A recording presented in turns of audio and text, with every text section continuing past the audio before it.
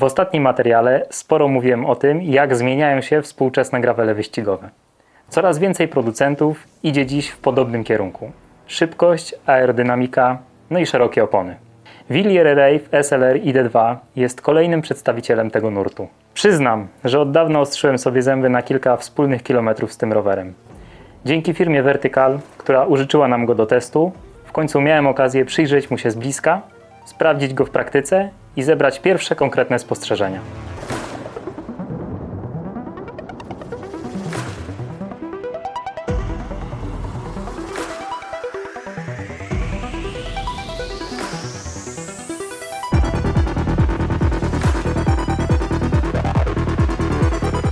Cześć, witajcie w kolejnym odcinku na kanale Velocreation.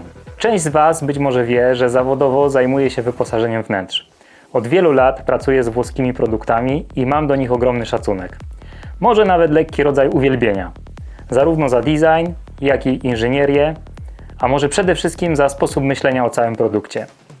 Chichot losu polega na tym, że nigdy nie miałem włoskiego roweru. A ten Willier jest po prostu piękny. Ale sam wygląd to za mało. Chciałem sprawdzić, co tak naprawdę kryje się pod tą włoską formą.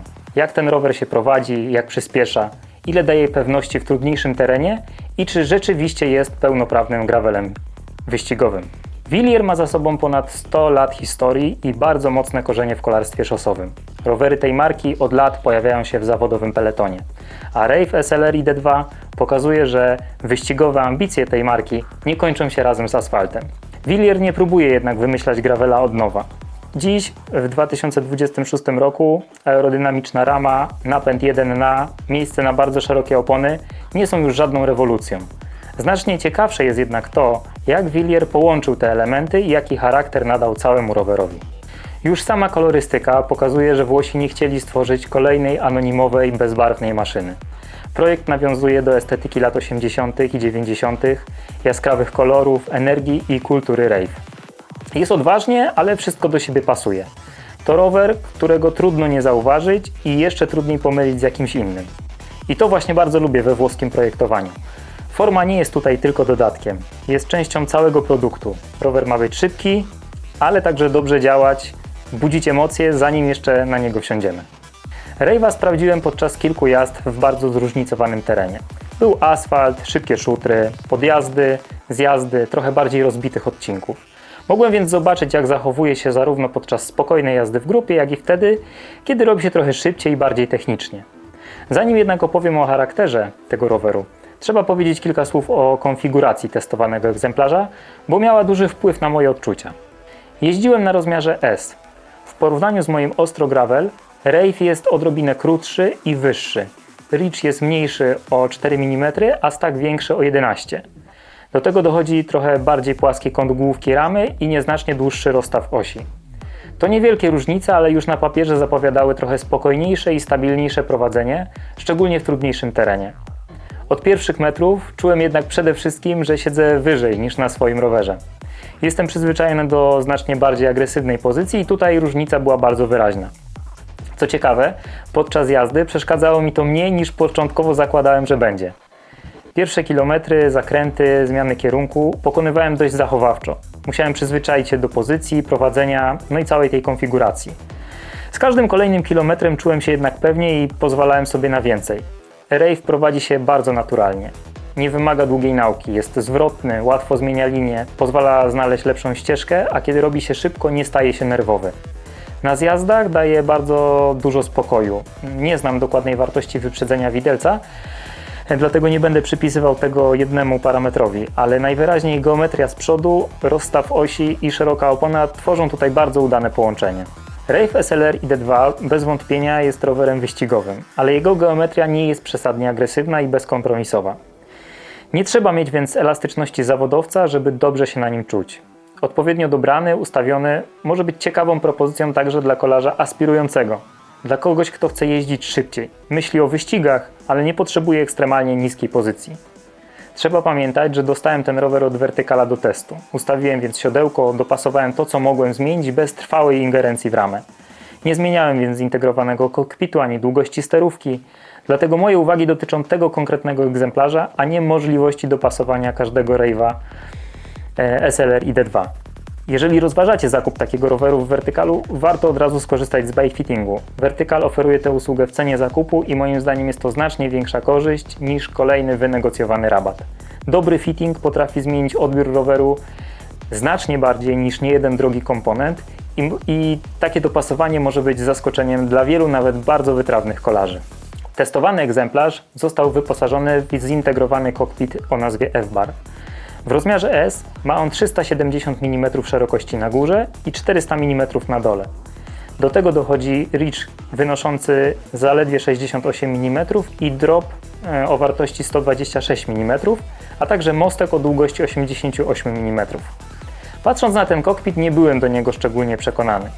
Podczas jazdy okazał się jednak znacznie wygodniejszy niż się spodziewałem. Wąska góra pozwala dobrze złożyć ciało podczas szybkiej jazdy, a lekka flara dodaje więcej miejsca w dolnym chwycie. Krótki reach i niezbyt duży drop sprawiają, że przechodzenie między chwytami jest bardzo naturalne. Miałem wręcz wrażenie, że ten kokpit zachęca do częstych zmian pozycji. Dół na zjazdy i techniczne odcinki, na klamki podczas normalnej jazdy, a płaska góra okazała się naprawdę wygodna na podjazdach i w spokojniejszych fragmentach terenu. Chętnie sprawdziłbym ten rower z trochę dłuższym mostkiem. Pozycja stałaby się trochę bardziej wyciągnięta i bliższa temu, do czego jestem przyzwyczajony w swoim rowerze. Na minus zapisuję piankową owilkę. Podczas jazdy jest miękka i wygodna, ale wizualnie wygląda moim zdaniem dość przeciętnie i psuje efekt całego roweru. Dużym zaskoczeniem był dla mnie również komfort. Patrząc na aerodynamiczną sztycę, można byłoby zakładać, że będzie to bardzo sztywna konstrukcja i praktycznie pozbawiona pracy. Tymczasem rower naprawdę dobrze wybierał nierówności. Trudno dokładnie oddzielić pracę ramy, sztycy, szerokiej opony i siodła, ale cały układ działa bardzo dobrze. Myślę, że spora w tym zasługa siodła Prologo, którego wyściółka i pręty chromomolibdenowe zapewniają naprawdę sporo amortyzacji. Po raz kolejny też potwierdziło, że mój tyłek zdecydowanie lubi się z krótkimi siodłami. Jednym z najważniejszych elementów tej konfiguracji są koła Mike Graph Aero 48. W dużej mierze definiują wygląd i charakter całego roweru. Mamy tutaj obręcze o wysokości 48 mm, szerokości wewnętrznej 27 mm. Wykonane w standardzie hookless i zaplecione na klasycznych stalowych szprychach. Cały zestaw waży około 1525 gramów. Nie ma tutaj technicznych wodotrysków ani prób wymyślania koła na nowo, ale jest to bardzo dobrze zrobiony, nowoczesny zestaw gravelowy. Koła świetnie się napędzają, są łatwe w prowadzeniu, rower chętnie reaguje na mocniejsze naciśnięcia pedałów i szybko nabiera prędkości. Mike zrobiło naprawdę kawał dobrego koła i w moim przekonaniu Graph Aero 48 mogą być bardzo ciekawą alternatywą dla wszechobecnych ostatnio Zipów Explorer. Technicznie i wizualnie domykają cały projekt, dzięki czemu rower sprawia wrażenie kompletnej, bardzo świadomie zbudowanej całości. Sam Rave SLR ID2 mieści opony o szerokości do 53 mm. To bardzo dużo, jak na pełnoprawnego ścigantola przystało. Nie mówimy już tylko o aerodynamicznym rowerze na szybkie, równe szutry. Taki prześwit daje możliwość wjechania również w znacznie trudniejszy teren. W testowanym egzemplarzu założono Vittorię Terreno T50 o szerokości 50 mm, a wokół opony zostało jeszcze sporo miejsca w ramie. T50 jest dla mnie taką oponą środka. Niczym szczególnym nie zaskakuje, ale też nie rozczarowuje. Dobrze radzi sobie na piachu, daje kontrolę w luźniejszym terenie, a na asfalcie nie miałem wrażenia, że zabiera rowerowi całą prędkość. Owszem, nie jest demonem szybkości, ale jak na fabryczną konfigurację została dobrana bardzo rozsądnie. Oczywiście każdy ma swoje własne preferencje, jeśli chodzi o opony, a właściwy ich wybór zależy przede wszystkim od terenu, w którym jeździmy. T50 daje jednak sporo możliwości i nie zabija przyjemności z szybkiej jazdy po asfalcie oraz twardych szutrach. Testowałem ją jednak z dętkami przy ciśnieniu około 1,7-1,8 bara. Dla mnie w gravelu, jak pewnie dla wielu z Was, jedyny sens ma system tubeless. W takim rowerze pierwszą rzeczą po zakupie powinno być zalanie opon mlekiem i pozbycie się dętek. Dopiero wtedy można odpowiednio dobrać niższe ciśnienie i naprawdę sprawdzić możliwości tak szerokiej opony. Dlatego nie chcę wyciągać zbyt daleko idących wniosków dotyczących zachowania T50 na granicy przyczepności. Na koniec napęd. Elektroniczne Shimano GRX Di2 1x12, korba o długości 170 mm z tarczą z przodu 40 oraz kasetą Deore 1051. To najmniej dopasowany do mojego stylu jazdy element całej konfiguracji. Podkreślam jednak, że to kwestia moich preferencji, a nie obiektywna wada samego napędu. Zestaw 40 z przodu i 1051 daje ogromny zakres. Ma dużo sensu w górach, na ciężkich podjazdach i na trasach, na których naprawdę potrzebujemy bardzo miękkiego przełożenia. Moim zdaniem nie jest to jednak najlepszy wybór do szybkiego ścigania w polskich realiach, ani do codziennych, dynamicznych treningów. Duża kaseta oznacza większe skoki pomiędzy przełożeniami i brak ciaśniejszego stopniowania na szybkich fragmentach. Osobiście wybrałbym do Rave'a SRAMa Explorera 1x13. Taka konfiguracja byłaby bliższa mojemu stylowi jazdy i lepiej pasowałaby do szybkiego charakteru roweru. Dla osoby jeżdżącej w górach po trudniejszych trasach testowany zestaw może być jednak dokładnie tym, czego potrzebuje. Najważniejsze jest jednak to, że Rave nie jest nudny. Zachęca nie tylko do szybkiej jazdy, ale również do zabawy. Nie uważam się za mistrza techniki, ale podskoki, małe hopki, jakieś dropy, wskakiwanie na krawężniki czy przeskakiwanie przez kałuże sprawiały na nim po prostu dużo frajdy. Część z Was prawdopodobnie kojarzy filmiki z profilu Gravel 90s na Instagramie, na których jeden z zawodników praktycznie cały czas chodzi bokiem na tym rowerze. Po tym teście wcale mnie to nie dziwi. Rave wręcz prowokuje, żeby lekko odciążyć tył, przeskoczyć przeszkodę, wskoczyć na kępkę trawy. Rower znakomicie przyspiesza, pomimo pozornie niezbyt niskiej masy, około 9 kg w wersji gotowej do jazdy, nie sprawia wrażenia ociężałego, reaguje szybko, wyraźnie zachęca do dynamicznej jazdy. Warto jednak oddzielić możliwości samej ramy od konfiguracji testowanego przeze mnie egzemplarza. Tereno T50, tarcza z przodu 40 zębów i kaseta 1051 nadają temu rowerowi mocno terenowy charakter. Nie jest to jednak jedyna możliwa twarz Rave'a. Na YouTube powstał materiał prezentujący rower w znacznie bardziej szosowej konfiguracji.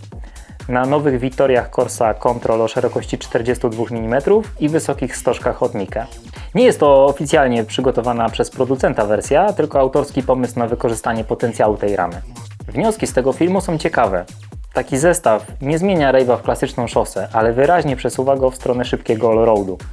Rower zyskuje na asfalcie, jednocześnie nadal pozwala bez większego zastanowienia zjechać na gładszy shooter czy lekki teren. I właśnie to pokazuje potencjał tej konstrukcji. Można założyć szerokie opony i przygotować ten rower na trudniejszy teren, albo przesunąć to w stronę asfaltu, szybkich shooterów, codziennych treningów oraz ustawek z kumplami. Nie twierdzę, że każdemu zastąpi osobną szosę i gravela. Dla wielu osób może jednak stać się jednym bardzo szybkim rowerem do prawie wszystkiego. Po tym teście zdecydowanie lepiej rozumiem komercyjny sukces Rave'a. Willier trafił w to, czego szuka dzisiaj wielu kolarzy. To pełnoprawny ścigant, ale bez przesadnie agresywnej geometrii. Jest nowoczesny, szybki, mieści bardzo szeroką oponę i przede wszystkim daje bardzo dużo frajdy z jazdy. To piękna, szybka, włoska robota. Nie oznacza to jednak, że Rave jest przeznaczony wyłącznie dla zawodników. Dzięki rozsądnej geometrii może być świetnym wyborem także dla ambitnego kolarza, który chce mocno trenować, startować w wyścigach, ale nadal dobrze bawić się na rowerze. Szczególnie jeśli oprócz sportowego charakteru zwraca również uwagę na wygląd, detale, no i charakter całego produktu. Czy sam widziałbym siebie na takim rowerze? Zdecydowanie tak. Musiałbym trochę pokombinować, obniżyć i wydłużyć pozycję, zmienić pewnie napęd, przede wszystkim zalać opony mlekiem i być może wymienić tę wijkę, ale sama rama jest naprawdę wyśmienita, a dostępne konfiguracje dają duże możliwości dopasowania roweru już na etapie zakupu. Willier stworzył szybki, zwrotny, zaskakująco komfortowy rower. Taki, który pozwala się ścigać, ale nie zapomina o tym, że jazda na gravelu powinna też po prostu dawać frajdę. I chyba właśnie dlatego Rave SLR ID2 jest dziś tak pożądany. Na koniec jeszcze raz dziękuję firmie Vertical za udostępnienie nam tego egzemplarza i możliwość przygotowania materiału. Dajcie znać w komentarzach, co sądzicie o Rave'ie i w jakiej konfiguracji budowalibyście go dla siebie. Z oponą o szerokości 50 mm i terenowym napędem, czy raczej na szybkim ogumieniu z konfiguracją bardziej nastawioną na wysokie prędkości. Napiszcie też, jaki kolejny współczesny gravel wyścigowy chcielibyście zobaczyć w takim zestawieniu. Jest kilka konstrukcji, które bardzo chętnie postawiłbym obok mojego Ostro Gravel czy Williera Rave'a SLR ID2. Jeżeli materiał Wam się podobał, zostawcie łapę w górę, subskrypcję, to naprawdę pomaga nam rozwijać kanał i przygotowywać kolejne takie testy. Do zobaczenia w następnym odcinku. Servus!